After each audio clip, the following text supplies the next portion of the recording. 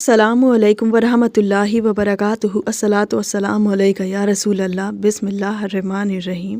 دوستو، آج ہم آپ لوگوں کو بتائیں گے کہ اللہ تعالیٰ روزہ رکھنے والوں کے لیے کیا ارشاد فرماتا ہے۔ حضرت ابو ہریرہ رضی اللہ تعالیٰ عنہ بیان کرتے ہیں کہ نبی کریم صلی اللہ علیہ وآلہ وسلم نے فرمایا، اللہ سبحانہ و تعالیٰ کا ارشاد ہے کہ ابن آدم کا ہر عمل اس کے اپنے کے لیے ہوتا ہے، لیکن روزہ میرا ہے اور اس کا بدلہ میں ہی دوں گا۔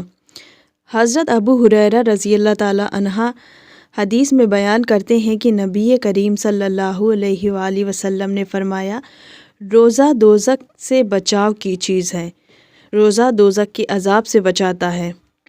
حضرت ابو ہریرہ رضی اللہ تعالیٰ عنہ سے یہ بھی روایت ہے کہ رسول صلی اللہ علیہ وآلہ وسلم نے فرمایا، روزدار کو چاہیے کہ وہ فحش باتوں سے بچے۔ اگر کوئی اس سے جھگڑا کرے یا روزدار کو گالی دے تو وہ یہ کہہ دے کہ میں روزدار ہوں، تیری گالی کا جواب نہیں دوں گا۔ حضرت ابو ہریرہ رضی اللہ تعالیٰ عنہ بیان کرتے ہیں کہ نبی کریم صلی اللہ علیہ وآلہ وسلم نے فرمایا، اللہ تعالیٰ کا ارشاد ہے کہ ہر نیکی کا اجر 10 گنا ہوتا ہے اور کبھی 700 گنا تک بھی پہنچ جاتا ہے۔ ایک نیکی کے بدلے 700 نیکیاں لکھی جاتی ہیں، لیکن روزہ سب نیکیوں سے بڑھ کر ہے۔ اس کی نیکی کے متعلق مخصوص طور پر میرے ساتھ ہے اور اس کا بدلہ میں ہی دوں گا۔ بندے نے کھانے پینے کی خواہشات کو میرے وجہ سے ترک کیا ہے، لہٰذا میں ہی اس کا اجر اور صلہ عطا کروں گا۔ حضرت سہل بن سعید رضی اللہ تعالیٰ عنہ فرماتے ہیں کہ سرکار دو عالم صلی اللہ علیہ وآلہ وسلم کا ارشاد ہے کہ روزدار جنت میں ایک مخصوص دروازے سے داخل ہوگا، اس دروازے کا نام ریان ہے۔